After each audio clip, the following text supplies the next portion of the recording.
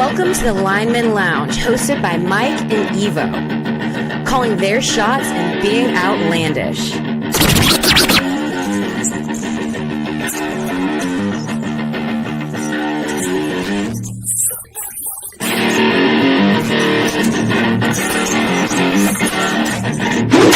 Breaking news from Lineman Lounge. My fantasy football team just took a huge fucking hit. And that also makes it even more likely that the Raiders are going to beat the Ravens on Monday night. Le'Veon Bell is about to be your starter. Latavius Murray is going to go there as well. Jesus, fuck my ass. Get ready for the thickest podcast in the game. Coming to you from Hangar 6, where sleeves are optional. Strap in. The show starts right now. Come on, Stan, bitches. This is the Lineman Lounge. I'm Mike. The guy sucking the giant imaginary cock is Evo. And we are back on another Saturday. Fucking pumped for the show. We don't have a ton to go over. Going to be little smaller pieces. But one big thing that I do want to talk about is we're going to do another kind of little giveaway. This is going to be tough, though, for some of the people out there in Arizona. However, there's going to be plenty of time for people to plan. Actually, I haven't even talked to Evo about this yet. Evo, we might have a spot for you. But we'll talk about that a little bit later. But it is a busy day around the fucking Carlisle household. We're working on potty training Elizabeth, and she is the most defiant little shit in the world. So she'll say she has to go to the bathroom. We could all use a little bit more potty training. Well, agreed. But yeah, she says, oh, yeah, I gotta go potty, gets into the bathroom, and then loses her absolute fucking mind. Does not want to be in there. Hates it. So if you guys hear some screaming in the background, that's going to be what that is. Also, Thunderstorm rolling in, so we might get a little bit of thunder going on around here. Hopefully, I don't lose power. But, man, it has been a busy day. You leave me solo. I'm just signing out. Okay. Wow. Understood. Bye. But it's good morning. Got up, made some breakfast, fucking having myself a little mimosa action on a nice Saturday. Very excited to be here, man. How's your weekend going? What you up to? Oh, the weekend is just starting. I was up till like 4 a.m. yesterday on a Friday. So it's going all right. Got the show today, maybe a little golf tomorrow morning. And yeah, that's kind of all I got planned. Possibly going to take the lady out for some dinner tonight. She got some fancy dresses, so I might as well try to wine her, dine her, and 69er, you know what I'm saying? Hell yeah. I have not golfed since I got here. That needs to fucking change here pretty soon. But I've also been laid up with a sickness. I fucking was kind of sent home on Thursday. I guess would have been my afternoon, but morning, because I get to work at fucking 5:30. So at 9:30, I was done for the day. Had to call Teladoc because I don't have any goddamn insurance right now. She diagnosed me over the phone with bronchitis. They sent me home. So I've been resting up, doing inhaler and Flonase and fucking all sorts of other drugs. So, I mean, it's not great. I'm starting to feel a little bit better, though, which is good. Hopefully this orange juice will help build my immune system. I don't know if the champagne is going to really help with that, but it's refreshing. It's just there to add a little fucking razzle dazzle to your morning.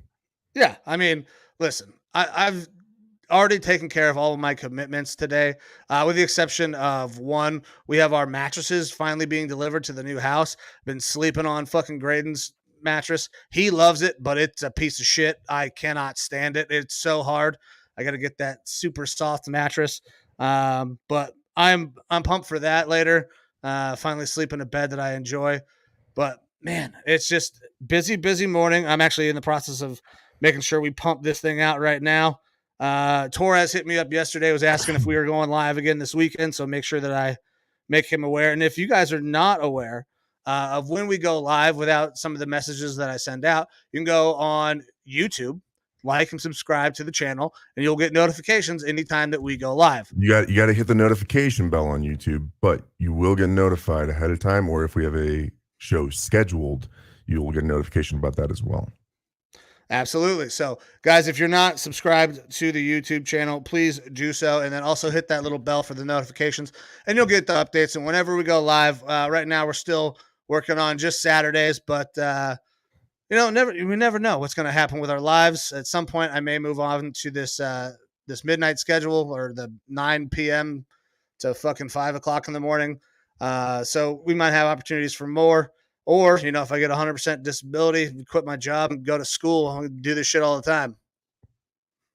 Absolutely, man. I would love that 100% disability. I'm currently going through my flight physical process right now, and I just found out that the flight nurse, apparently you used to work with her son, played with Graydon, I guess.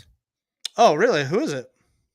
I'm not gonna toss names out just in case. Do you know her son's name? No. Okay. Flight nurse. Was she saying bad things about Coach Mike? No, not at all. I just walked in. It's one of the only places the only place on post that I know of is the medical center, Right. where I'm having to still wear a mask. So I walk in. Oh. They don't know who I am. I'm talking to her cohort, and I got my mask on, and she's not even facing me. Her back's to me, and she's just like, "So how's the podcast going?" I was like, "Excuse me." I didn't realize that we were getting that big. She's like, "Oh, Mike was a coach on his son's team and blah, blah, blah." And I was like, "Oh, okay." Like, I knew you knew the Coopers because they lived next to the Coopers in their old neighborhood. Oh, okay. I think I know who you're talking to then. Yeah, probably. And then I was like, man, what have I talked about anything that could fuck up my flight physical? I don't think that's happened yet, so we're probably good there. Well, look at us both coughing here. It's fucking bronchitis, man. I'm pumping this OJ in me. Either way, I'm gonna be working on that 100% a little bit harder after I complete this physical next week. So there you go. Until then, everything is fucking perfectly fine. You're super good to go. No medical issues whatsoever. I'm 100%. 100%. Yeah. Then you work on your 100%. But all right, man. You ready to get into today's show? Absolutely. Let's do it, bud. All right, man. So we're going to kind of recap some of the things that happened this last week. And we're going to start with the UFC 274. It was a pretty good card. There were some real disappointing fights that happened. But all in all, I was pretty excited about what we saw. The night started out kind of disappointing that Donald Cerrone and Joe Lozon fight got canceled. That was disappointing because Cerrone's about at the end of his career. Lozon hasn't fought since like 2019. It would have been cool to see those guys go at it one more time, but it got canceled due to some illness. However, it has been rescheduled, so those guys are going to get a chance to fight at some point. So that'll be a fun fight. The Randy Brown fight, it was pretty good.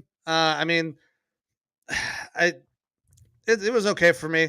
The Ovince St. Preux and Mauricio Shogun fight was kind of what I was expecting. Shogun's about done. OSP has beat him once before. He was able to use the length and just kind of keep Shogun away. That way he's not using his Muay Thai. So good job on OSP doing that. And then we got into the fucking, in my opinion, probably the best fight of the night. And we talked about this guy being incredibly exciting, and Michael Chandler. He came out and fucking delivered again. That was an insane fight. It happened so quickly. Like, that first round was exciting. Chandler got banged up early, got his nose broken. Ferguson looked pretty good. Chandler had his moments. And then 17 seconds into that second round, it was fucking lights out. Tony Ferguson has his entire face rearranged by Michael Chandler, and it was disturbing. He was down for a very, very long time, then was finally able to get up. Seems to be in good spirits now, but anybody who did not see the image of this kick, I'm going to show it to you guys. I'm going to do a little share screen. Hopefully you got this one set up and ready to go. I do. So this man's face is just completely discombobulated. He looks like he has aged a good 60 years with that front kick right underneath the chin. You can't place that thing any better. Michael Chandler talked about how he doesn't train that technique ever and just was able to land it. And yeah, he was saying that just it wasn't trained at all, happened to open up, and he's like, you might as well go for it if it's there. Yeah, well, it was fucking there. It landed absolutely perfectly. It was insane. That kick is gnarly. Yeah, man, that was unbelievable to me. I was not expecting that kind of a ending. I thought Tony Ferguson had a chance in this fight. Turns out Michael Chandler kind of is that guy. He still needs to beat somebody who has not been losing constantly, though. Ooh, look at the key cat.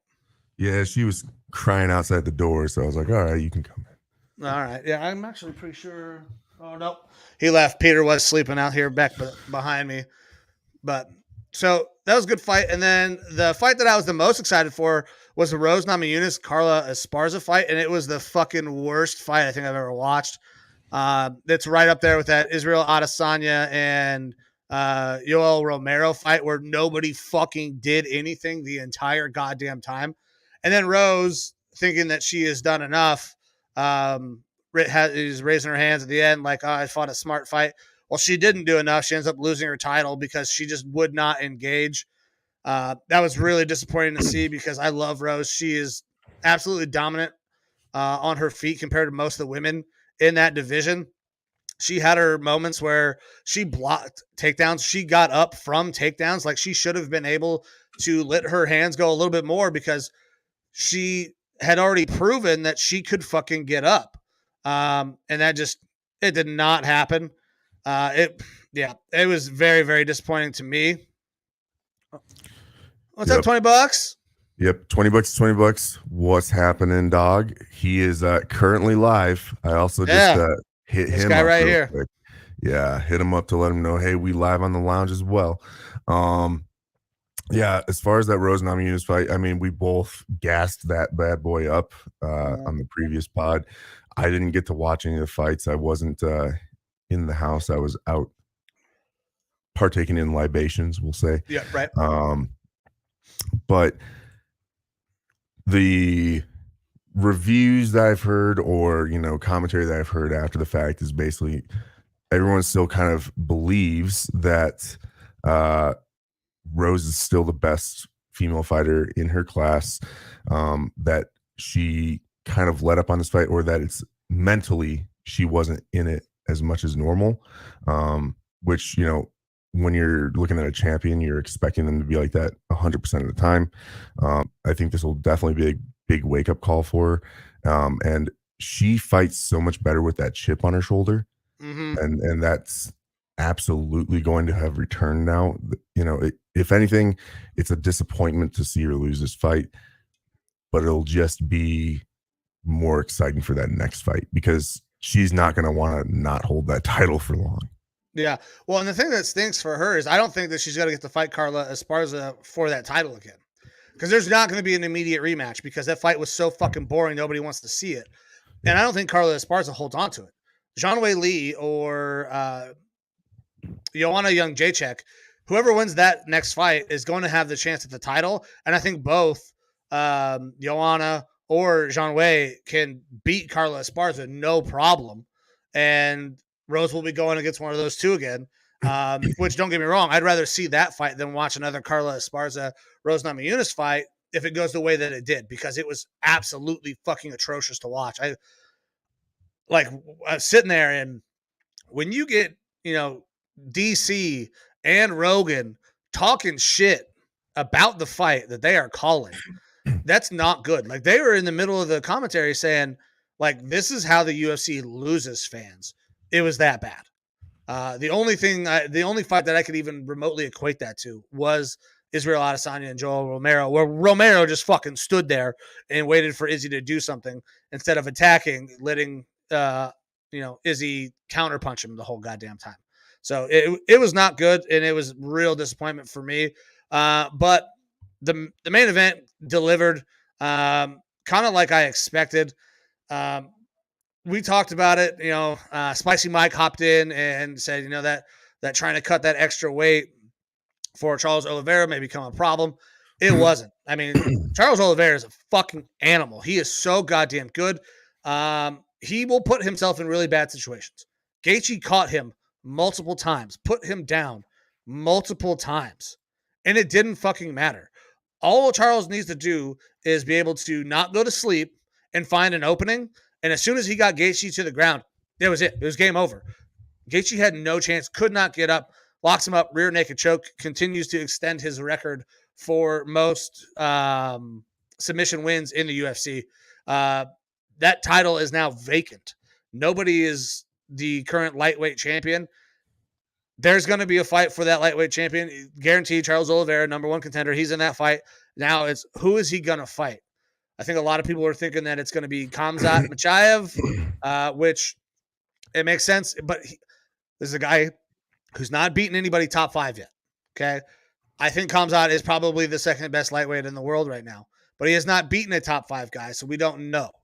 And styles make fights. If those two fight, we're just watching a grappling match. One's wrestling and one's trying to do Brazilian jiu-jitsu. We'll see who's better on the ground. I don't love the idea of that fight, but I think those are probably the two best guys.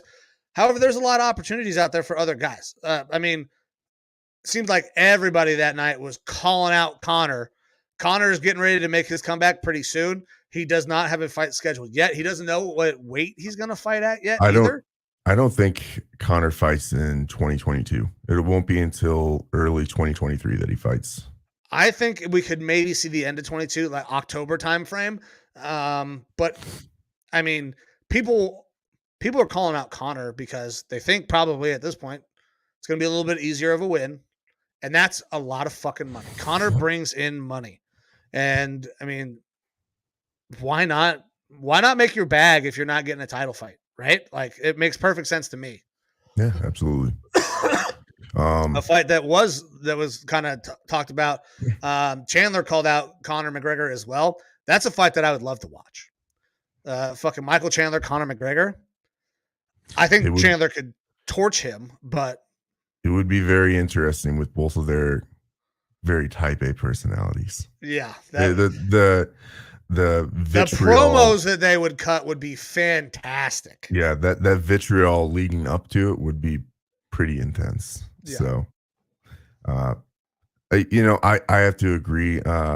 Makhachev versus Oliveira right off the get-go wouldn't be as fun of a fight. I actually want to see a little bit more from Makhachev, but not that I don't think that he's fantastic and shouldn't get a title fight. But has he fought a top 5 yet? No, he's not. He's beaten one top 10 guy. He's kind of been working up the ranks slowly, but now he's dominated everybody he's fought. But so that's I would like to see a little bit more, but we'll see how Dana White wants to break this down and work things here going forward.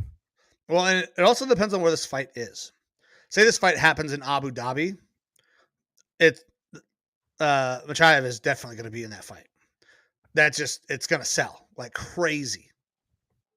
So, and that's the thing too. You brought up, BJJ versus, other grappling styles.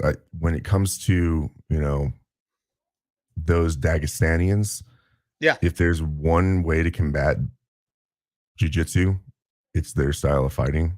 Well, it's being incredibly just physically fucking strong as a wrestler. Yes. Because those guys are crazy fucking strong. I don't know what they're doing or what's in the water over there. Nuclear radiation. Yeah. Okay. Good call. It is nuclear radiation for the most part. I don't know. They're built different. They're up in the mountains with them billy goats training and they just live a hard life. So they're hard men. Yeah. Yes, they are. I'm not going to ever dispute that. Yeah. But all right. Yeah. All so right. You got anything else overall, I didn't win any of those bets that I had. All the guys, all the people that I'd kind of hoped to see win didn't. I mean, Chandler won, but I had him part of a parlay. So, didn't work out for me. Oh well. That will happen. Onwards and upwards. Yeah. All right. So we're gonna hop off the UFC here. We'll slide over to baseball because this is gonna be pretty quick. Just a couple things of note here. We talked about this a couple times in the past, but I don't think we've actually addressed it since it's happened. Trevor Bauer has been handed down a suspension from Major League Baseball, and it is the most ridiculous suspension I think that's ever happened. He's been suspended for 2 seasons, 324 games. He is obviously going to fight this suspension. He is denying the allegations, which, I mean, it makes sense. He has not been charged, but I don't necessarily want to talk about the case and that. I want to talk about like just the ridiculous nature of this suspension. This is not a suspension to, because somebody did something wrong. This is a suspension to try to force somebody out of the league, it looks like. Yeah, you could almost say that. I mean, a pitcher taking that much time off is, I guess, kind of unheard of. You don't see guys go that long from injury without realistically never coming back as the same as they were or not ever playing again. It's interesting. It does seem very significant as far as the time, kind of unparalleled to anything other than, major cheating or something like that. The comparisons that keep on popping up in my feed or, from the pundits is the differences between leagues in Major League Baseball and the NFL, where you have a Deshaun Watson situation. Now, obviously, you don't know what is going on with Deshaun Watson, but what sort of a precedent is it setting? And is this going to be forcing the NFL's hands? And can the NFL really afford to have it force their hand in how they rain down the suspension? I mean, obviously, the NFL is bound by their collective bargaining agreement and the rules that they have towards this thing. And however, baseball's is not nearly as conducive to the player as the NFL's is now. Yeah. MLB basically has full reign to do whatever the fuck they want whenever they want. Yeah. So it'll be interesting because, I mean, for all intents and purposes, I guess it really depends. And I guess we don't need to get in, like you said, to the actual cases, but it's like, where do you stand on sexual domestic violence versus just, domestic, DV, sexual assault type thing. It's a terrible, like, if I've read through it, obviously I'd have to say at this point I was a big Bauer fan. I can't say I am a big Bauer fan anymore because the allegations are pretty egregious. Now he has been cleared, so that is what it is. Unless the thing is, I can play devil's advocate with this situation where it seems like the girl was a willing participant through a lot until of it. Things went way too far. Yeah, and that's it sounds like a guy that was like not into this sort of a rough sex situation, and then she asked for it, and he doesn't know how to regulate himself with that. Yeah, I don't know, man. Like, but there's I've done some 3 women that have come forward now. Oh yeah, I wasn't aware of this. Yeah, so it's 2 other women in addition to this that said at one point that he had choked them out. Choking is a part of that life when you're talking about the rough thing. And then something else, I didn't get to see the allegations of the other one. So maybe I think that he maybe does like this, but took it too far. Look, I've done some freaky deaky before. Mm-hmm. And it is very weird. When you're taught growing up, by your good parents, I guess I'll say, don't hit women or anything like that. And so when you start getting a little bit more aggressive, it's like, I don't know where this is going. And so I guess the best course of action is take it slow. And maybe he ramped up too far and ended up liking it and just decided that this level was what they wanted. But I don't know how the level, like, he punched. He fucked that girl up. He punched this girl in the asshole, like fucking. he fucked that girl up. He really did. But there are some crazy broads out there that are really into some of that shit, man. Yeah, fuck. I don't want to get too far into that. That's going to sidetrack the whole thing. The moral of the story that I'm trying to get past is that I fuck, that's all I wanted. Okay, good. Nice. Well done. That's all I needed to say. Yeah, but 300 plus games is absolutely absurd. That is a suspension to try to force somebody out of the league. And it might happen. If it does happen, not that we necessarily need Trevor Bauer super in the spotlight, but I know a team that would probably really like to have a Major League Baseball player who's known to do some wild shit on a baseball field The and Las off of Vegas it. Raiders. No, motherfucking Savannah Bananas. Oh God. Ah, I don't know if that fits their image, man. I don't know if it does either because they're supposed to be fun, right? Yeah, Bauer's they're known for fun. like They're fucking kids. yeeting balls over center field from the pitcher's mound, and Yeah. Look, it's a contentious situation regardless. I feel like the MLB is easier to move past storylines like this and players because there's just that many more players in the league, even at that position, than there is, say, in the NFL. Whereas with the NFL, you have your premier, like top 10 quarterbacks, top 15 quarterbacks. And then there's a relatively steep drop off after that. Deshaun Watson is one of those top 10 guys, arguably top 5.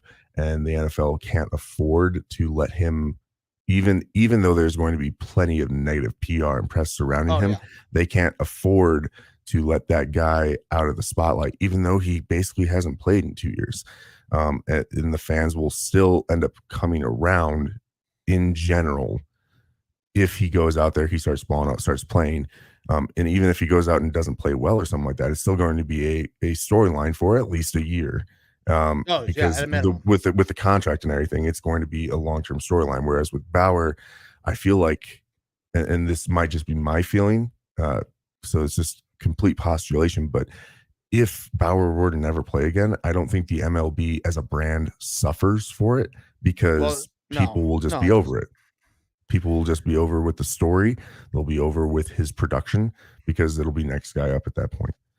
Whereas the NFL, you don't always get the next guy up mentality when it comes to superstars. So that's why he is obviously fighting this. And my gut feeling is that even if they reduce it down to a year, it might not really matter as much. Yeah, and it puts his team in a real tough situation. Because what do you do with the guy at this point? I'm not sure if he wants to play again or if he's gonna just try to get his money because he got a massive fucking contract. But like, it's tough for Major League Baseball because when the only press that Major League Baseball gets is mostly negative fucking press. Like, there's not a lot of great storylines that come out of Major League Baseball for the most part. So when you have one of these big national stories, it's not great for the league. But is the league hurt by losing one of their top guys? No. I mean, he is a Cy Young winner. He won a Cy Young in Cincinnati. But there are so many pitchers. There's so many young guys coming up. There's baseball. There's always the next guy. It's not like in the NFL where when you lose your quarterback, you're on a fucking quest to find the next one.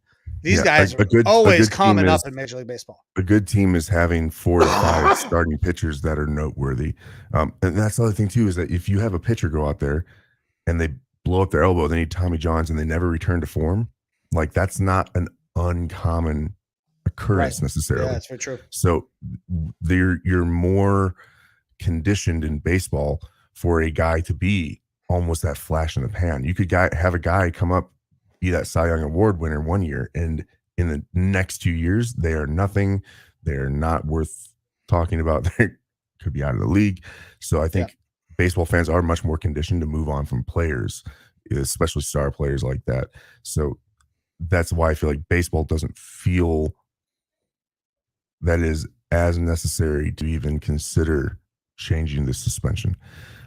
It is pretty unprecedented. I think that's something that, the players should probably argue for as far as player rights.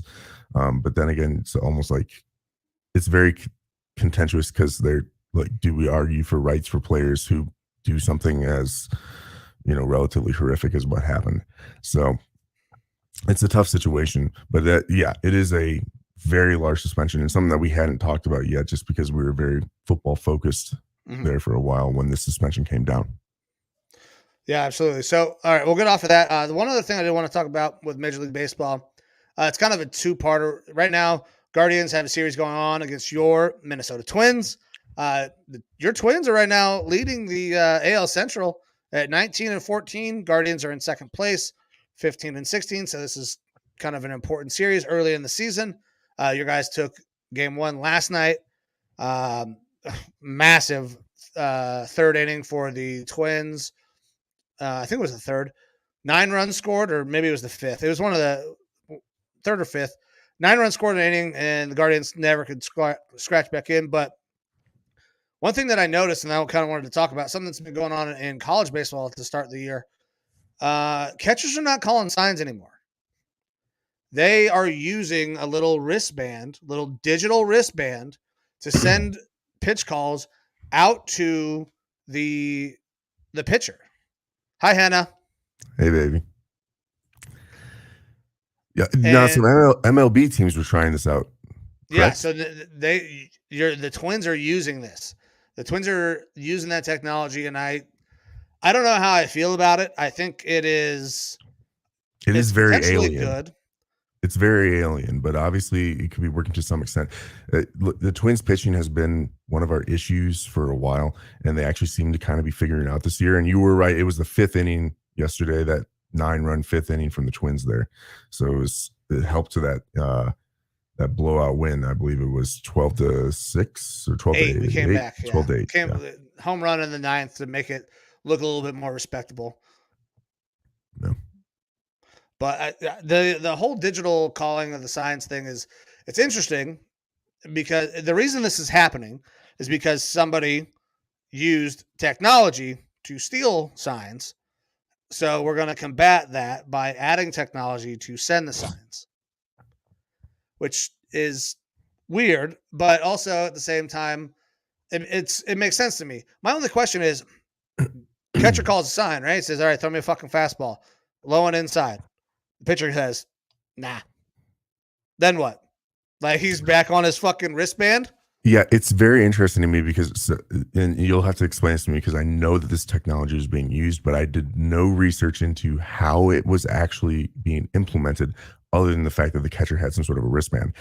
Are these calls for where the pitches should be going coming from the bench? Is the pitcher somehow being the one that's able to relay it? Your catcher will make the calls. Your catcher is the guy who decides what pitch we're throwing, what location we're throwing it, and it's all based on who's up at bat. Like, the guy who calls the game is the catcher. The guy who has to execute that game plan is the pitcher. Right. But the pitcher obviously has ultimate override approval, saying, no, I'm not fucking throwing what you want me to throw right here. He just steps off and they have a conversation. So I don't really know. Like, is he sending out multiple pitches, or I don't understand. Does the pitcher have a device as well? So it doesn't appear that he does. Now, I don't know if he has a earpiece, or I don't know, but there's nothing on his wrists, because he's not allowed to have anything on his wrist as a pitcher. I don't know if he's got an earpiece or what the fuck he's got going on how this is actually being relayed. I'm gonna have to do a little bit more research myself. I thought it was interesting that Major League Baseball started to institute this technology to call the signs, when obviously one of the major issues with sign stealing was because of technology. Saw that they were trying this out in college. I didn't know that it made its way to Major League Baseball yet, but it's something to pay attention to. And I got to learn a little bit better about the intricacies of how these devices work to get these calls out there. Oh, here we go. Yeah, it's a transmitter in the sweatband of the hat. There is a transmitter in the sweatband of the hat. So you're telling me they're getting like pulses in their hat? Maybe it is audio. Maybe. It's weird to me. Yeah. Because, I mean, you're not going to have a pitcher out there on the mound with an iPhone in their back pocket, and then they're just going to be like quick checking a text message every time, you know? But like I was saying, is like, if the catcher has the ability to relay this signal to the pitcher, what's to prevent then it's audio? All right. So if that's happening, what's to prevent the relay from happening from the bench, where the coaches can now start to get way more involved, and you're going to start potentially seeing pitchers, or the pitcher-catcher combo getting plays called to them from the bench or something like that, and you're going to have coaches way, way, way more involved, where other than, your base coaches who are sending signs to steal bases or something like that, potentially, they're going to be actually calling plays more akin to like an NFL coach saying, hey, we're going to run the ball on first down, or it's going to be a pass or something like that. So there is some of that takes place, especially in college. I know for damn sure it happens in college softball all the time, where a coach will call in a sign to the catcher. Catcher will relay sign to pitcher. Pitcher will throw pitch. I mean, it happens in youth as well. So that's not uncommon. So pitcher can shake him off, and the catcher can press a different button to call a different pitch. Okay, so I mean, I guess he's just going back to the wristband. So, I mean, I get it at this point. Like, we cannot continue to have this shit happen where people are illegally stealing signs. If you can pick up a sign off of a catcher when you're standing on second base, good on you. That's perfectly legal. You should be allowed to do that. But using technology is wrong. I just worry that at some point somebody's gonna fucking figure out a way to. About to fucking hack this Wi-Fi signal between these wristbands, and now we know what's coming every goddamn time. Yeah, we're gonna start getting into encryption of devices and stuff like that, and then we're living in a whole different generation at that point. It's weird. All right, so we got Amber. Thanks, Spicy Mike. Just gonna send that. So yeah. All right, so we have an answer on the devices for pitching. So. I thought it was interesting. I was unaware that had made it to Major League Baseball. Yeah, I knew that. I believe because I don't think they just kicked straight into the regular season, right? There were still not necessarily spring training games, but there were some like exhibition style matches or something. I remember seeing something on one of the major sports networks showing pitcher catcher combos and watching them like get it working, and that it was kind of delaying the pace of play while they were figuring it out for a while. And I wasn't sure aware of it happening in the MLB. I think this probably has a potential to slow the game down, but maybe not. I mean, I don't know if your pitcher and your catcher are on the same page, you shouldn't have too many shaking them off things, or you don't got to go back to the wristband and run back through the signs. You're not going to have to go to your hat and check the card and be like, okay, so we're on fucking sign symbols, whatever, 3. So it's, third sign after 2 or whatever the fuck. I mean, there's crazy different ways they could do this. But okay, that makes sense to me. Yep. Okay. All right. And then we also got one more. We'll definitely, they said they can discreetly call pitches while the batter or runners get the signs. Okay. Makes sense. All right. But yeah, it is going to be an interesting series going forward. Apparently the Minnesota Vikings are holding their rookie mini camps and stuff right now. They're getting some of those players in there. And I believe Kevin O'Connell said that they're going to be taking all of the rookies out to the game tonight. Nice. Well, you had a rookie last night, shortstop, because Correa is out right now. Hit his fucking first career home run, hits a grand slam, part of that 9-run fifth. I was happy for the kid, but also at the same time, I was a little disappointed because that sucked. All of it happened with 2 outs. Yeah. Royce Lewis, the 2 big names in our farm system have been Royce Lewis and I believe, I can't remember the other guy's name now. It's not Max Kepler. He's been there for a while. I can't remember. I think he's still down in the farm system. And the team has really been waiting to see these guys. Royce Lewis was dominating the farm system, then sustained, I believe, a knee injury, and didn't really do much after that. And then this year, coming back from the injury, has just looked phenomenal. So it's nice to be able to see him come up and actually perform well in the majors. So that's a good. Yeah, I mean, he looked like he's playing the part fantastically, especially taking over for a guy like Correa. Yeah. All right, so we're gonna hop off of that. And let's hop into the NHL real quick. So I know your boys are out, right? So you're done. You're out on the hockey. Yeah, I'm pretty disappointed about that because I mean I really like my hockey team. Kirill Kaprizov is just fucking outstanding. I'm not willing to say he's the next incarnation of Ovechkin, but I remember watching Ovechkin when he was really young. I mean, he's been like, I was not into hockey when Gretzky was playing. I mean, it was early on or late in Gretzky's career, and I was very young for that, but I recognize what Gretzky was, and it's even more impactful today. So the closest thing that I had to that really felt like Ovechkin, and I really latched onto Ovechkin. Loved playing with him in, NHL hockey when I was playing some Chell. Little Chell? Yeah, so fucking and I love those games back in the day. So I love Ovi, the sea monster, man. He's my man. But watching Kirill over the past 2 years, I start to get that kind of knot in my stomach. Like, man, I'm almost seeing like a young Ovi here, and it's really exciting for me. And the team just like, Kirill deserved better than what we put out there. I mean, of our 15 goals in the playoffs, he scored 7 of them, which is pretty amazing. And it's really disappointing to see us out already. And again, I didn't watch the game, so I guess maybe I'm off on whether or not I can watch these playoff matchups. But overall, it was just real disappointing. I think I might have saved a stat or two about Minnesota sports, maybe not. Because it was just so disappointing. Oh, here we go. So Minnesota sports teams postseason record since 2004. The Twins are 0-18. Vikings are 4-7. Timberwolves are 3-8. And the Wild are 24-48.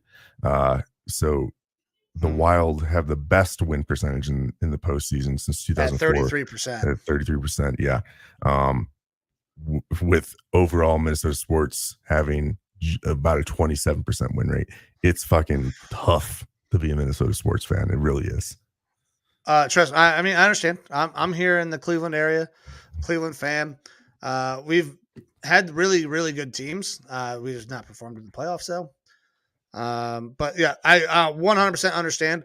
But I mean, the team that I root for, the Avs, they've advanced. But if you are a semi-passive hockey fan, or you want to kind of start getting into hockey, this is a great fucking weekend to watch some hockey. This is going to be exciting playoff hockey. Yeah, there a lot of game sevens. 5 game sevens this weekend. Yep. Absolutely outrageous, the amount of good hockey that's going on. So Boston, Carolina, those guys are going to kick off at 4:30, so a couple hours from now. Tampa and Toronto. Then you got the LA Kings versus the Edmonton Oilers. Tomorrow, you got the Penguins versus the Rangers. Then you got the Dallas Stars and the Calgary Flame. All of those game sevens.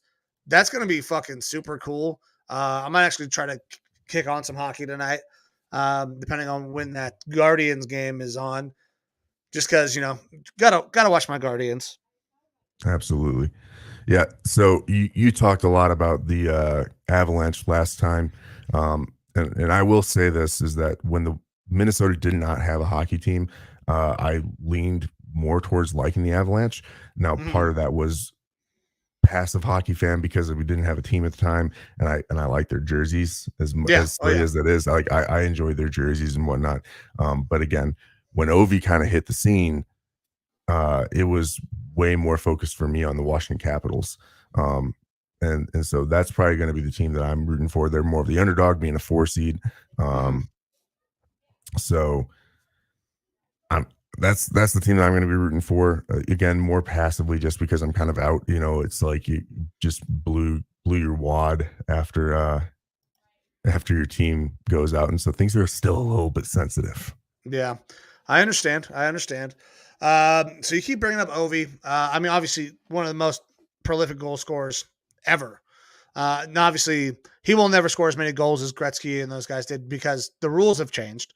But he probably is the greatest goal scorer of all time when you consider the rule changes. And you keep talking about him like he was the greatest. Surprised that Sidney's not in there. You're Ovi over Sid? I always hated Sidney Crosby. Oh man! But all due respect to Sidney Crosby, but I was never a fan of his. I didn't like his demeanor or whatever it is. Like he was always the heel whenever I was watching games. So much akin to how I have a disdain for your Aaron Rodgers and Brett Favre's and stuff like that out there. I feel the same way about Sidney. Like I'm not as invested, so I'm willing to say Sidney Crosby, obviously is a phenomenal player, but he ain't on Opie's level. Okay. All right, man. So that's gonna do it for hockey talk. Let's roll on over into NBA. So we got 2 more game 7s this weekend, and man, there's just so much good fucking sports going on right now. Excuse me. So that makes a total of 7 game 7s in the next 2 days between basketball and hockey. Phoenix versus Dallas tomorrow, and then we also got Boston, Milwaukee. And those series have been really fucking good. I'm surprised Phoenix has struggled as much as they have. Obviously, Devin Booker's been banged up a little bit, but Luka Doncic is just a fucking stud, man. He is a superstar in this league, and he's proving it right now. Same thing over in the other side. They got the Bucks. Everybody knows how good Giannis is, but Jason Tatum had a statement game last night, dropping 43, forcing game 7. And I don't know who's going to win either one of these games. I am pulling for the Suns. I think the Suns, I'd like to see them win a title for Chris Paul more than anything. And just because we know a bunch of Suns fans. But man, it's been really good basketball as well. I can't believe Tatum went off for that much. I always thought Tatum was kind of mid, like he had a potential to be. He was an all-star, like a bottom tier all-star. Last night he put on a performance that is, if he can continue to string, massive playoff performances like this together, this is a guy you're going to talk about as potential MVP at some point. Like it was that good. And we saw a lot of these young guys. Tatum's been in the league a little bit longer, but Ja Morant had a phenomenal series against Golden State, who was able to finally close out that series. But a lot of good basketball going on too, man. Yeah, and I'm still, I'm rooting for the Suns and I'm rooting for the Bucks because I want to see the Suns for all of our Arizona homies here who are rooting on that team. I'd like to see them go all the way and win this year in the finals. But I would like to see that rematch of what we had going last year. Yeah, I would too. I think a rematch would be absolutely awesome to see. Now, if I don't want to do the super team, because we had, the Cavs and the Warriors for, 4 years in a row. I don't necessarily want that, but those were kind of super teams, right? I wouldn't call the Suns a super team by any means. They have 2 really, really good players and then some pieces that are getting better. And then same thing with the Bucks. That's not a super team either. So if we can get a bunch of these series to find out who's the best, I mean, I'm totally down for that. If the Suns go out and win this year versus the Bucks, then I mean, you're kind of hoping for that third fight. Yeah, absolutely. Next year. But and that to me is a more compelling storyline as a little bit more of a passive fan of basketball. So that's definitely what I'm hoping for out of this. All right, cool. So that'll take care of the NBA. All right, so we're gonna hop into some NFL talk. Before we get into some of the schedule breakdowns, we'll talk about some of the bigger storylines coming out from this week. But before we do that, I am going to go get some more vitamin C. All righty. Well, we got only 2 kind of major storylines to talk about other than the schedule release. But the schedule release did happen this week. And I'll say this. I don't get as worked up for schedule releases as some people do. I think the schedule release gets hyped up a little bit more because we don't have football and now the draft is over. So we're again back into a little bit of a lull state where you're going to have training camps and mini camps and things like that going on. That's when things really start to pick up. But the schedule release itself is something where, we've known for a while what teams you're going to be playing at home, what teams you're going to be playing away. You just don't know what weeks you're going to be playing them. You don't know when your team's bye week is going to be. And the NFL is able to take those games that they know are going to happen and schedule them out to make kind of compelling storylines from week to week. And obviously they'll assign Monday night games and Thursday night games, any of those primetime showings. And usually, the best teams are going to get the primetime games. We'll talk about it a little bit more. You have a team in like the Detroit Lions that have no primetime games this year, which really sucks for the Detroit fans, but they've been one of those worst oh, fuck my ass, excuse me. One of those worst teams in the leagues. So they're not going to be getting as much of that hype, but we are going to break down some of that schedule release stuff. And now that Mike's back, we can get into those couple storylines that happened here over the past week or so, both involving wide receivers. Yeah, so those are the two main ones that I want to talk about. We'll get the bad news out of the way, just because I fucking hate ending segments with bad news.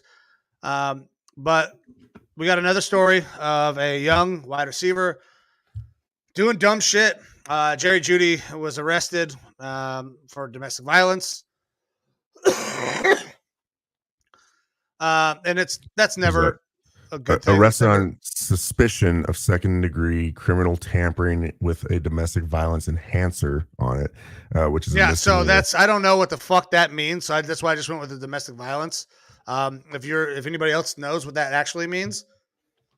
So are you tracking what happened? Not all of the specifics, no.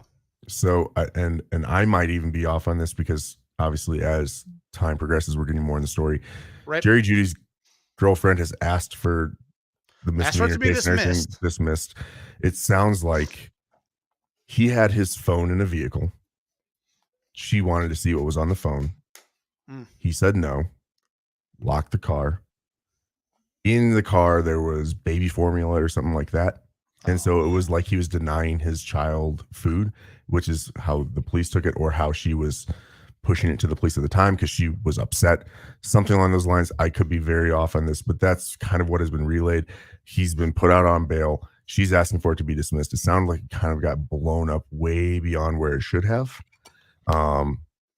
And that's where the, like I said, criminal tampering and the domestic violence enhancer all surrounds around like a denying of food to the child or something like that, which apparently was not his intent. It was, he didn't want her to see his phone, which could say another thing, but that is what it is. But this is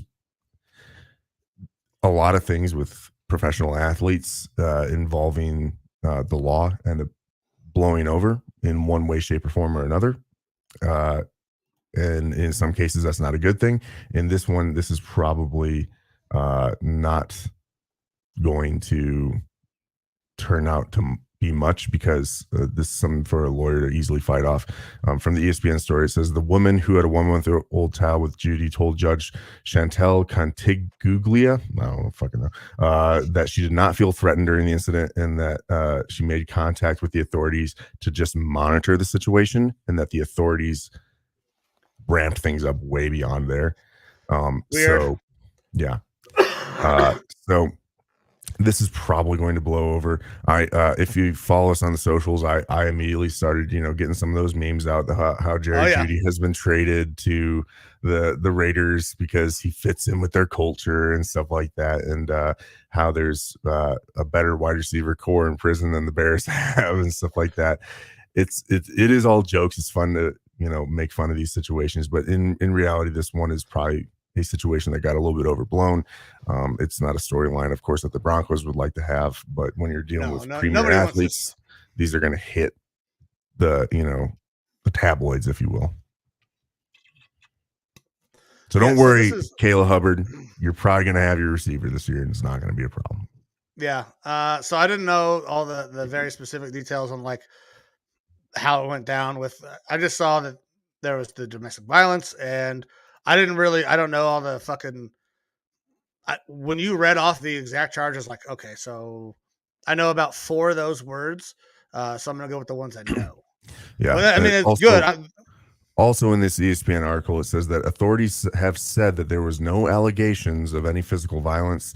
However, under Colorado law, domestic violence can include any crime committed against an inmate or intimate partner or their property that is used to intimidate, coerce, or seek revenge against them. The law also requires police to arrest anyone that they suspect has committed such a crime. So God that's, damn. like I said, it's very it accelerates hardcore over there in Colorado if any of these things are involved. So that's it, like I said, it sounds like things got a little bit exacerbated probably over a normal argument of sorts. Okay. Well, that's good. And I'm happy for Jeudy that that wasn't something more serious. It sounds like he's going to be able to play too. I don't think the NFL is going to do anything with that. Yeah, this sounds like a little bit more of that off-season banter to fill up the negative space. Yeah. All right, so let's talk about some good stuff. Something that it's really cool, but also as a Browns fan, I'm happy and sad.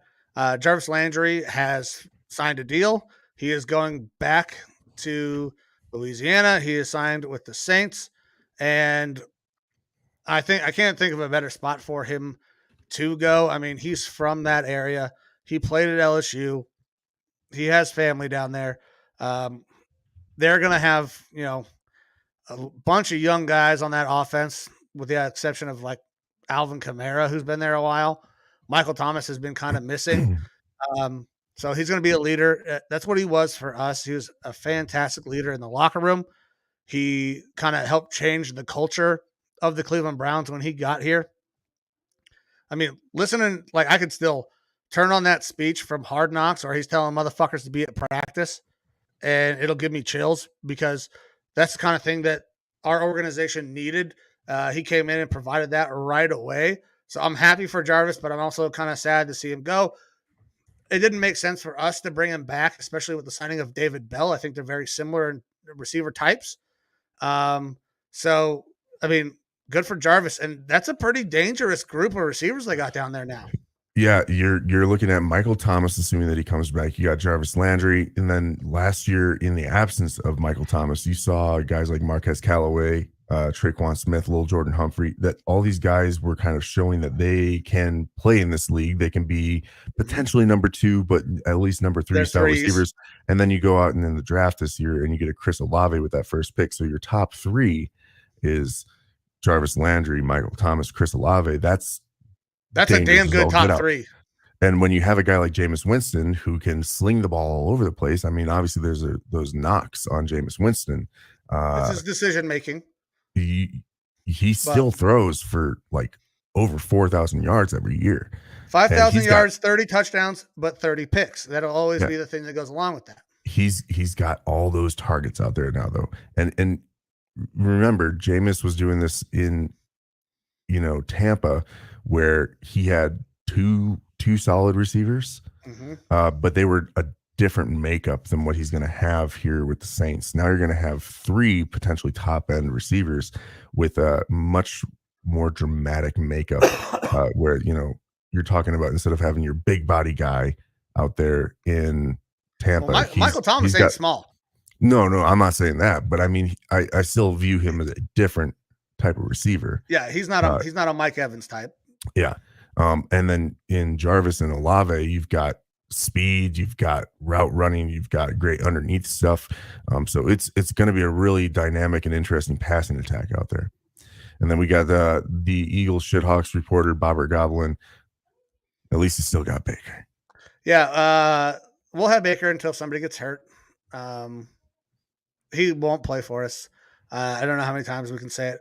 However, Twitter blows up, every Monday. Baker will be gone by 4 p.m. today.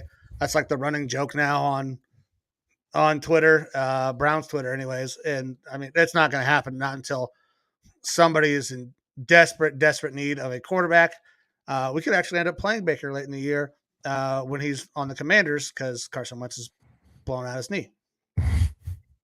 Or both his ankles or something like that, I'm not sure he's How going the to fuck do be you sprain both of your ankles on one play, man? Aaron Donald. That's how. Yeah, that's true. That's Dude, very, if very Aaron true. Donald hit me, I ain't blowing out both my ankles. I'm blowing out my entire colon. I'm pink Yeah. socking it hard over here. Yeah. Oh, yeah. He's going to turn your insides out. Yeah, as much shit as I will give to Carson Wentz, I'm not a professional football player. And if me as a normal person gets hit by that fucking truck of a dude, Yeah. game over. I'm not man. getting up. Yeah. I'm not getting up. There's going to be rolling on the ground and a lot of.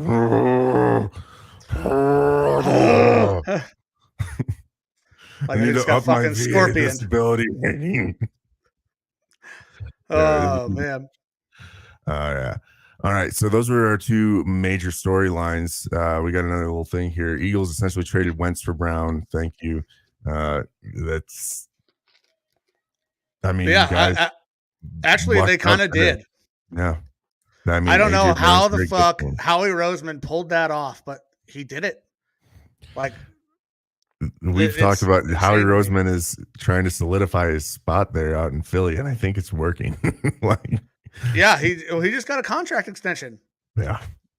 Like, he's not going anywhere, especially if he can continue to make moves like this. Yeah. I mean, Howie's been there for a long time too, so he kind of had built up a track record of not doing really smart things. And now it's just like, wow, good for them. I'll be excited to see how Brown fits in with that offense, but still going to hinge around that quarterback, man. For me, and with the Eagles, it is going to hinge around, is Jalen Hurts the guy? And if he's not, how quick can you make a switch and make an impactful switch where you're going to be able to win games? And do they still have Gardner? Yes, they do. So that's a guy that I like, man. I know we talk about it all the time. I like Gardner. I think he can play. Yeah, absolutely. But with that, we had the NFL release their schedule for the year. Like I was kind of alluding to, we already knew your home games, you already knew your away games, and what the teams are going to be for each team. But we didn't know what weeks those were going to happen and how the storylines were going to play out. We didn't know about the games in Europe. We didn't know about our primetime games. So now we are aware of all that. So we can break down some of those big, interesting storylines, maybe get into a little bit of the Browns schedule, the Vikings schedule, and how we're feeling about those games. Yeah, absolutely. So before we get into our own individual teams, highlight some of those, really cool matchups. Because every year there's going to be some big time matchups that people are going to circle like, hey, this is going to be great. And it's going to start with game one of the season for me. Bills and Rams opening the entire season up. That is going to be a fantastic game. Rams obviously coming off the Super Bowl. Bills, a team that we both think could be competing for a Super Bowl. And absolutely should if they are not, it has been a massive failure in this offseason. Brian Daboll was the biggest linchpin on that offense. And that will be interesting to see how much that offense changes now that Daboll is gone. So I'm very excited for that game. And then to finish week one, we're getting Broncos at Seahawks. So Russ is going right back up to Seattle after leaving that team. And I'm excited to see what kind of reception he gets. He did kind of force his way out, it seemed like, in Seattle. But he brought that team a Super Bowl. They should give him a standing ovation. Just an absolute deafening cheer for him when he comes on the field. That will change to boos throughout the game. But he should be welcomed back with fucking arms wide open for everything that he did for that organization. So I feel if to see how that goes. If there's boos going on in the stadium, it's going to be pointed towards their own team and front office for losing a guy like that, like squandering your team enough where that guy needs to get out of town. I don't know. I think the Seattle fans they're truly tied to Russ as a player going forward. They're not going to view him as the Antichrist or anything like that. No, I don't think they will either. You may get a little bit of razzing during the game just because you got to start rooting for your team. Like when Tom went back up to New England, obviously he was wildly celebrated. Then there were your typical massholes that booed him during the game because that's what they do. I could see a similar thing happening with the rest there, but Week 4, you got the Chiefs at the Buccaneers. I'm excited to see how the Chiefs kind of come out and start their season. They lost a ton of pieces. And can they still have that same type of firepower that they once had? Now, I like what they did by getting Sky Moore. Sky Moore he's not Tyreek Hill, but if there is a guy in this draft that was the closest to Tyreek Hill, it is probably Sky Moore and the things that he can do. So I'm interested to see, because the Bucs are going to be going for a Super Bowl again. I mean, every time Tom is playing, that's going to be an opportunity to win a Super Bowl. Any thoughts on that game? Yeah, I think it gets said very often, like, this is the year that we see Tom kind of falter a little bit. And there's always reasons why. And I think that, they didn't do enough to address like their offensive line and whatnot in this offseason. And with Tom getting older, like, we could definitely see a different production. I think that the Bucs definitely will be in the playoffs. How long of a run in the playoffs they make, I'm not so sure. I mean, last year they even looked shaky leading into the playoffs. Mm-hmm. So that's obviously, as of right now, when you haven't had any football played, it's going to be a big game on paper. But I think it could be a little surprising how average the Buccaneers end up being this year. Especially, Arians is no longer coaching there. So how is that going to factor into things? Mm-hmm. It'll be real interesting to see, even Tom stepping away and retiring for a month or two or whatever, like, how much is he really into it? But we should never discount Tom Brady. And Tom's retirement was fugazi anyways. Yeah. It was just so he could try to become a part owner and player of the fucking Dolphins. So how much is he really invested in this Bucs team? Now, Tom is going to always ball out. I mean, constant professional. I am done saying that, Tom's done. His career is over. Like, I guess that's one storyline that we didn't really talk about and that we could, is that Tom got himself a major media deal. Oh, yeah, that's very, very true. Tom got a massive deal. Gigantic deal to be an analyst once he decides to retire.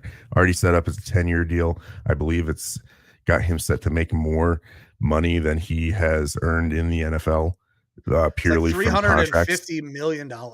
Yeah, it's something like, I want to say, like, he's going to have made like $325 million in contracts in the NFL, and this new 10-year contract is going to be $375 million or something like that.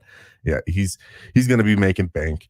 And, it's easy for a network to shell out that sort of cash towards him, because obviously he's going to draw a lot of views, not only from the ladies out there, but from all the fans of Tom Brady in general. Well, and Tom is a guy that's not going to ever be able to stay away from football. Like, some guys, they retire and they're done with the game. Game is done with them, and they go and they live their lives. Tom's not that guy. Tom will always be around football. I mean, I would have thought that maybe he would want like a year or so off to go home and kiss his kids, but who can pass up that sort of money to just be an analyst on like the weekends, So when that got reported, they showed a graphic of the highest paid, media analysts in sports. Tom is going to be number 1, and then number 2 is kind of what trended on Twitter, because it took everybody by surprise. Jim Rome was the highest paid analyst in all of fucking sports media.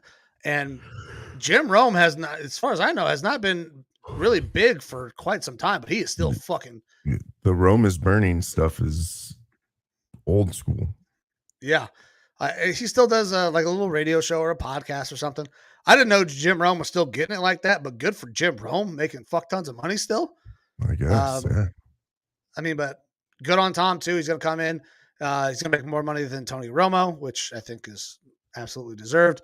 Yeah, Tony Romo is he's starting to annoy the fuck out of me. Like, that first year when he was there, everybody was pumped because he was just the analyst. Like, he was so good at it, diagnosing plays before they happened. Now it's getting a little tiring. Tony, stop talking so goddamn much. Pour yourself another glass of fucking scotch and just enjoy the game a little bit. Go play some golf. Yeah. But moving back onto the schedule, one of the games that I'm excited for is our Bills Chief rematch on October 16th. It's going to be a rematch of that postseason game, which ended up causing our overtime rules to finally get changed here in the playoffs. I've talked about it before. I think we've talked about it ad nauseum, but that to me was almost like my Super Bowl. That game, it was so intense. Oh, yeah. And it was such a fun watch. So I'm not saying that we're going to see that sort of electricity from this game, but I mean, obviously the foundation is laid for it to have that sort of explosive impact for the AFC. Yeah, that's going to be a fantastic game, man. Like, I'm so excited. The season cannot get here soon enough, especially because that helps drive content. We gotta do all these little storylines here while football's kind of taking a little bit of a backseat, even though it never goes away. Mm-hmm. So once that season kicks off, man, I'm super pumped for it. Yep, absolutely. Now, some of the stuff that we can kind of look at with the schedule as far as like maybe more analytic minded is that we do have 3 games over in Europe this year, 2 in the UK, 1 in Germany. And of those 6 teams that are going to be playing, only one of them is having their bye week the next week. Traditionally, when you have a game in Europe, those teams get their bye week the following week to recover from all the time zone changes and things like that, the jet lag. But a lot of the teams, and this is probably part of the sports science departments for these teams and stuff like that, they think that they can come back, they can get the rest and stuff that they need in order to play again right away, and they're able to push that bye week a little bit further down the line, because if you have playoff aspirations, you want your bye week to be basically as late in the season as you can, so that way you can get your guys rest later in the year to help push for that playoff run. So that's a little bit of an interesting note. Only one of the 6 teams is going to be taking their bye week. My Vikings are playing, I believe, week 4 against the Saints. We are not taking our bye week. I think our bye week is week 8. So a little bit earlier than I would have loved, but still it's not right after that game. And then other interesting notes here is, I've got it pulled up, the distance of travel for some of these teams. So every year the Seahawks will have the longest travel distance for all of their away games. And that's what happens when you have a large majority of teams kind of residing more towards the middle of the country or the East Coast. And with Seattle being all the way up in the Northwest, they always travel the most. This year it is fairly egregious. They are traveling 29,446 total miles and crossing time zones 34 times, which is a lot. Next closest team is still up there. It's the Denver Broncos with 27,000 miles and 27,398 miles and crossing 32 time zones. Quite a bit. And that's obviously going to have a lot of wear and tear on those players on the teams and stuff like that, because flying on planes just after a while gets real old. Traveling, being stuck in, like, with my bad back, flying on, sitting in a seat for a couple hours is enough. If I'm driving my truck or something like that, it's enough where it's like I'm real stiff. You got these guys that they just get done playing a game and they're all beat, bruised up, and now they're having to sit in these plane seats for that long. It's rough. Even though of course they're getting the best medical attention and they're probably all sitting in first class style seats and stuff like that, it still isn't fun. And that can definitely wear down a team. On the flip side, you've got your Pittsburgh Steelers. They're only traveling, again, Seahawks 29,446, so just 500 short of 30,000 basically around miles, the earth, and 34 time zones. On the flip side, the Pittsburgh Steelers are traveling 6,442 miles, and they are not crossing any time zones. They're staying all on that East Coast. Yeah. So that is a big advantage. Steelers, it's a pretty huge advantage in comparison. So interesting to see how that'll play out. Well, and that travel, Steelers, so the vets are kind of used to it by this point. That travel really affects the young guys, the rookies, second year guys, because they're not used to that kind of travel. Like, you're playing in college, you're playing, within your conference, and they're not that far apart. So there's a big change for these young guys. Yeah, absolutely. And then kind of like I was talking about the Detroit Lions, they get no primetime games this year, which is pretty rough for the fan base. But again, the NFL is going to put the best teams on those primetime games because they want viewership numbers. So the Detroit Lions made a lot of good moves this offseason. They're trending in the right direction based off of how they played and were coached last year. So if we start to see them getting, more of that 500 record or better, which I think is possible for them this year in the NFC North, that's when you'll start getting to see some more of those primetime games and stuff. And I believe, the last week of the year, we still have flex game capability. So maybe if they start to make a crazy run, maybe they get flexed or something like that into more of those primetime spots. Yeah, I mean, and so talking about those flex games, the Browns have a couple games towards the end of the year. The 18th of December against the Ravens and the 8th of January against the Steelers. They don't even have times for those games yet. Those are still to be determined. Those are potential flex games on who's going to go where, because those could be potentially important matchups there late in the season for playoff seeding or the chance to even make the playoffs. So, yep. And I guess one thing for all of you football fans out there who also have families that you got to be buying Christmas gifts for, make sure you're buying those gifts early, because when it comes to Christmas, get the gifts out of the way, because Christmas is on a Sunday this year, and you're going to have a lot of football being played on Christmas Day. So it's actually going to be a pretty awesome Christmas, because you got plenty to watch on the TV. Yeah, so I'm really pumped for that. Normally, like, Christmas is just kind of a chill day, hang out with the kids and, build whatever fucking toys Santa brought. And it's always kind of a pain in the ass. But listen, this year, Santa better bring some shit that's already built, or we're waiting a little while before it gets done, because better bring daddy a lot of liquor, because daddy's going to be watching some football. About to get turned up watching some football, a little twisted. Yeah. I'm very pumped for that. The Browns don't actually play on Christmas, though. They play Christmas Eve against the Saints. And my Vikings do play on Christmas Eve as well. So, we are playing the New York Giants. The Giants. Yeah. Man, I'm super pumped. The schedule looks really good. What's up, man? Go ahead. I was going to say, for your Browns, what are you looking forward to as far as your schedule goes? So for me, right off the rip, I know this is going to sound ridiculous. It's the first 2 weeks of the season. First game, we're playing the Panthers. Second game, we're playing the Jets. Now, why are those games important? Because those are two teams that we should easily beat. It's because the Browns are so fucking bad in week one and in their home opener. They're atrocious.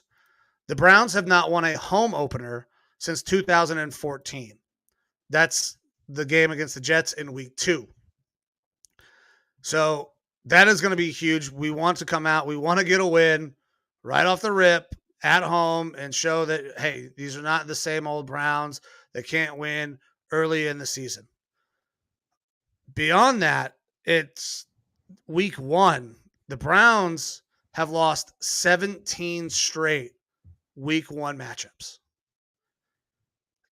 It's unbelievable how bad that we start the year. We don't know how to win early in the season, and it kind of puts us behind the 8 ball. This team should be very, very good. We're not playing somebody that should, really push us in a game that we should lose. We need to go 2-0 to start the season. That will put just an absolute jolt into the fan base about how good this team can be. Even when we have good teams, or when we've had good teams in the last couple of years, still can't win early. So having easy matchups to start the season for me is absolutely huge. I'm super pumped about the fact that we got a couple of cupcakes coming right out the gate. Beyond that, I'm excited to see us go up against the Bills on November 20th. That is kind of my litmus test. That's a little later in the season. How good are we? I think the Bills are probably the best team in the AFC, and that will give us the opportunity to see how good we are as well. And then at the end of the year, for some reason, we always finish this way. We got the Steelers, fucking week 18, last game of the season. That could be potential vying for a playoff spot We don't know how good the Steelers are going to be. I don't think they'll be very good at all. I think the Browns will be good, but we don't know yet. We don't know who's going to be playing for this team.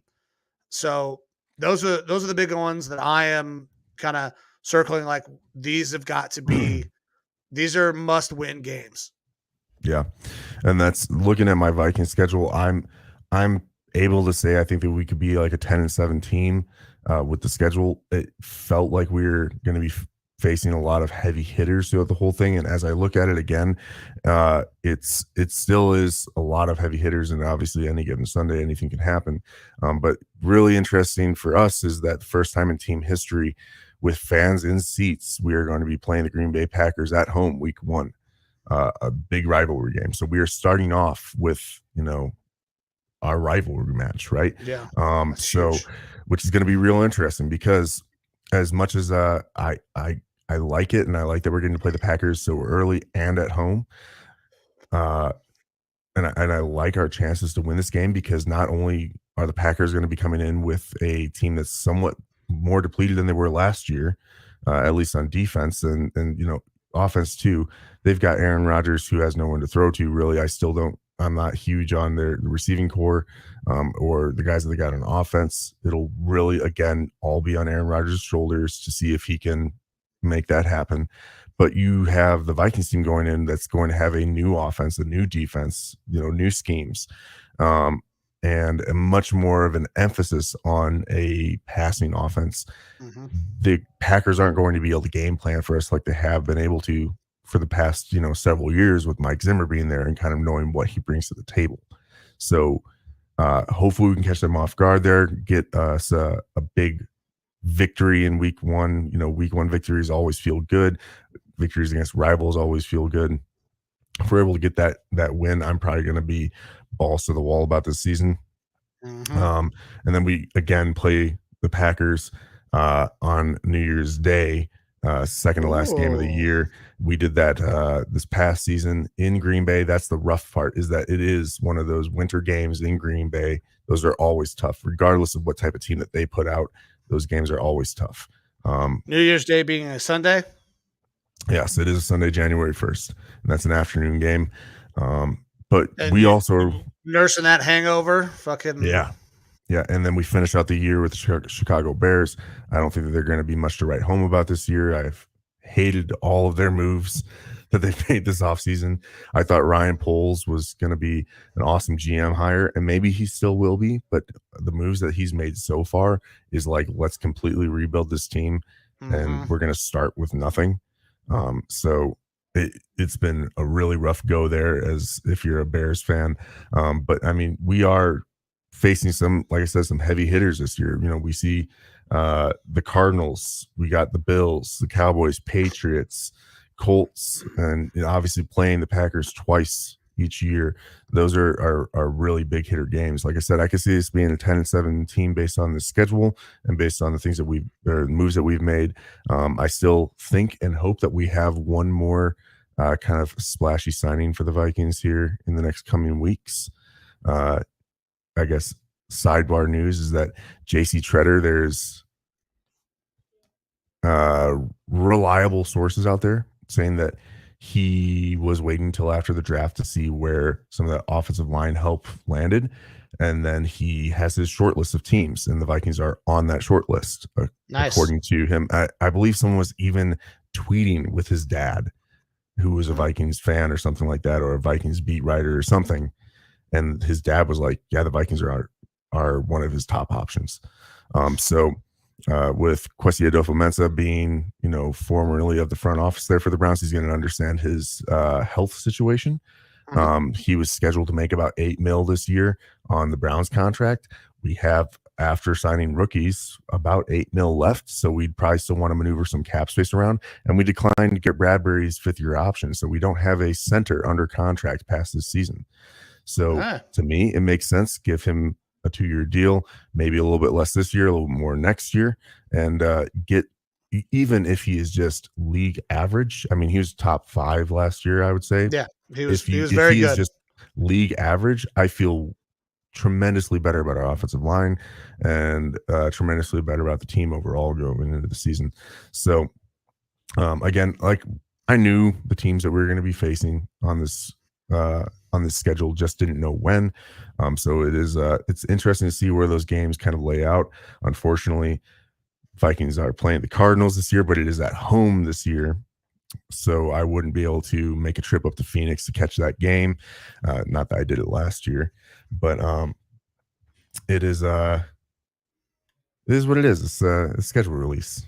Yeah, I mean, we can only get so excited. We don't know how any of this shit's going to shake out yet. We don't know who's going to make it to the season uninjured at this point. So there's a lot of moving parts, a lot of things going on. Like I said, we're starting to see camps. You know, our rookies, rookie camp is going on right now. Rookies reported this last week, and we've got a whole bunch of other names and Jags that are in there vying to be brought on as part of the 90-man going into training camp. Veterans report next week for the Vikings, and once you start getting into these camps, obviously it's no contact type stuff. I believe Kevin O'Connell will refer to it as a pseudo passing camp for a lot of these things. You're going to see those non-contact injuries, which are usually the worst ones, start to happen. You got any rookies that you guys have signed that you're looking forward to seeing how they pan out? Guys that may be vying for one of those 53? Other than our draft picks right now, no, not really. I think that we've got, there's I believe an offensive lineman or two that we brought in as UDFAs that I think will end up potentially being practice squad guys. I always love to see, the UDFAs make a roster because those are exciting stories, and we've seen some pretty impressive UDFAs throughout the years in the NFL, guys that were discounted and ended up becoming really great. But for me, it's just I'm really focused around our draft class, primarily that defensive backfield with Lewis Seen. I think that he's going to be phenomenal. Getting Andrew Booth, going to fit right into the cornerback room really quick. And then the guy that I think that's really flying under the radar for us is Caleb Evans at cornerback. I really like what he can bring to the table, and I think that he might be a bit of a surprise steal for us as a mid-round pick. So getting that injection of youth there into the defensive backfield, and then it's really, for me, getting into these camps and the preseason games, seeing what this actual scheme is going to look like for us. We kind of know that we're going to run a hybrid 3-4 with Ed Donatel, but getting KOC in there and the type of prolific passing offenses and high-powered offenses that he's been a part of, if we're going to be able to get that sort of production, mostly out of Kirk Cousins, because we've got the receiving talent in order to work that. We've got the running talent in order to work that. It's just, is Kirk Cousins going to be able to take more of a ownership and field general role than he has before, and make that offense work to our advantage? That's really what I'm looking forward to. Okay. Yeah, I mean, I got a couple guys. So for me, a guy that we actually talked about a little bit, Perry and Winfrey, looks like he can be an absolute steal for us. He is perfectly assimilated into being a fucking Clevelander already. Like, he is just so hype all the time. He is very excited. He's excited to be in camp. He's like, wherever Miles is where the fuck I'm going, because that's who I want to learn from. If he's taking a piss, I'm taking a piss. If he's getting a drink of water, I'm getting a fucking drink of water. So I'm very excited for a guy like that who is, I thought was going to go way earlier in the draft than he did. Yeah, he fell. Unnecessarily fell. I think that he was one of the guys that just kind of got lost because he's more talented than his draft spot. Yeah, I think so too. So I'm very excited about him. And then we actually have an undrafted guy who I'm kind of interested in, has I think a sleeper chance to make the 53 just because the position he plays is a wide receiver. So Isaiah Weston out of Northern Iowa, big boy. He's like 6'3", 6'4". I think he ran like a 4.4. But he's from Northern Iowa, smaller school, really physically talented. Can he adapt to the NFL game? Can he learn an NFL offense? I'll be interested to see that. But that's a guy that I'm kind of looking at as a UDFA that maybe has a chance to push some people in that receiver room, because we don't have a ton of like really highly touted receivers. So it'll be interesting to see if he can make a push, and at the very least, if he can stick around and get put onto a practice squad. Yeah. And I guess, I went and pulled up our UDFAs, and I did forget about one guy, which, specialists are always fun for teams. So we went out and got Gabe Burkic. It's Brkic, but it's pronounced Burkic. He was a kicker at Oklahoma, only missed one extra point as the kicker there for Oklahoma. And he's going to be competition for Greg Joseph, who is kind of a so-so kicker anyways. Yes. But I really like Burkic. I like getting guys in there that have some upside. And he was actually, according to Dane Brugler's rankings, the second-ranked kicker in the draft, only behind Cade York, who your team drafted there in the and he was given a 6th or 7th round grade. Burkic was, which is pretty typical for kickers. I like the upside there. Of the little bit I've seen of the guy, he seems like he's a fun guy, which I always like to have in my kickers. And for anyone that wants a fun time, go check out his Instagram. He's really leaned into his modeling career. So he has a fun time with it. An interesting guy. All right. So, I mean, kickers they're a different kind of people. Basically, all specialists are a different kind of people. You get some really big ass personalities when you're talking about kickers and punters. So, all right, we'll check that out. And you guys are always looking for kicking help. Can't fucking figure it out. But I mean, we're in the same boat. That's why I'm okay with spending a fairly early draft pick on Cade York because we need to figure out our goddamn kicking situation in Cleveland. But all right, man. You got any other NFL stuff that you wanted to go over? Schedule wise? No, not really, man. We're in, like, again, it's kind of a lull in before we start hitting training camps and those positional battles really start happening. So you're gonna have even more of the reckless speculation going on. So it's not going to be a ton going on here for a little while, but either way, it'll still be fun stuff to kind of go over. Awesome. All right. Well, we got one last thing to take care of before we get the fuck out of here. I got mattresses being delivered in about 40 minutes. I'm very excited for that. But kind of prefaced early on. Look at this son of a bitch. Yeah. Oh, I like this kid already. Yeah. That fucking mustache, the little goatee. Oh, okay. Just a little sneak peek. Whoopsies. I accidentally got rid of you. Yeah, it's all right. We got it back. All right. So yeah, purpose it early on. Thinking about doing another giveaway. We are going to do a giveaway, but it's going to be a little different than last time. Okay. So last time we did a giveaway, we did the gift card. So, in honor of the Super Bowl, hopefully people would gamble. This time's going to be a little different, and it's going to be a little tougher for those people in Arizona, but we're kind of going to announce it now. We'll figure out the criteria to enter and whatnot. But producer Amber and I are going to be celebrating our 7th anniversary in July 30th to be exact. And something really cool is happening here in Cleveland on July 30th. They're going to set up Topgolf in First Energy Stadium.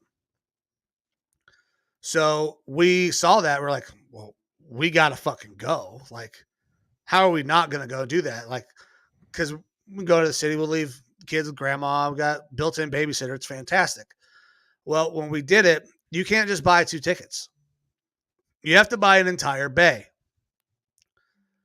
which means we have 4 tickets available to join us in First Energy Stadium to play some Topgolf.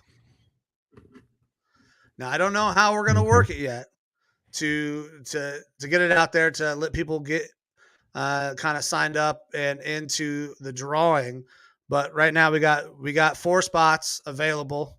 If you want one, I mean, obviously it's all yours if you want to fly out here, but I figured that'd be a little cool way to do a giveaway with some stuff that we have extra and kind of maybe involve some fans. Sure, absolutely.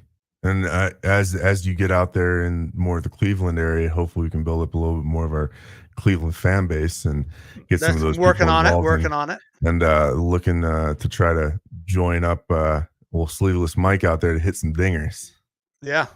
I'm very pumped. I've never been inside a First Energy, so this will be the first time I go, and it will be for golf and not football. It'll be interesting, but nice. So I'm going to talk with producer Amber. We'll come up with a way to start getting people, signed up for this giveaway, and then we'll announce it probably beginning of July. That way people have time to plan and do whatever. So awesome. All right, man. You got anything else to go over for the week? I don't think so, man. I think that'll wrap it up. Good show. Had fun. Got plenty of vitamin C. So yeah, man, I had a good time. Glad we got a little show in, even though there's not a ton of NFL stuff to talk about. Yeah, absolutely. All right, man. Well, I hope everything's going good for you out there in Cleveland. Hopefully you guys are getting settled and we're looking forward to getting back at it here in the coming weeks.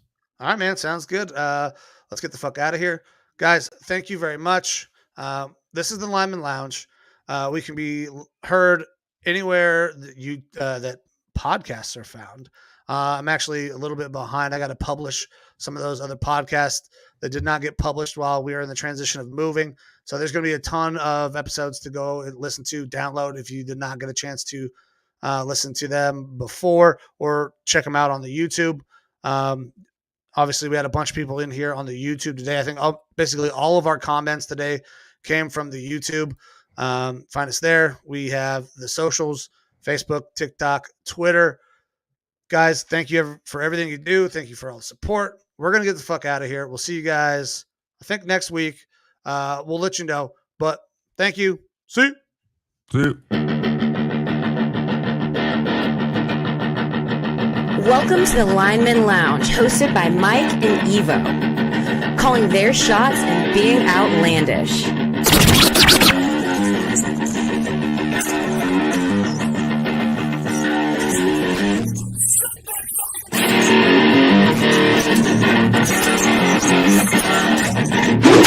Breaking news from Lineman Lounge. My fantasy football team just took a huge fucking hit. And that also makes it even more likely that the Raiders are going to beat the Ravens on Monday night. Le'Veon Bell is about to be your starter. Latavius Murray is going to go there as well. Jesus, fuck my ass. Get ready for the thickest podcast in the game. Coming to you from Hangar 6, where sleeves are optional.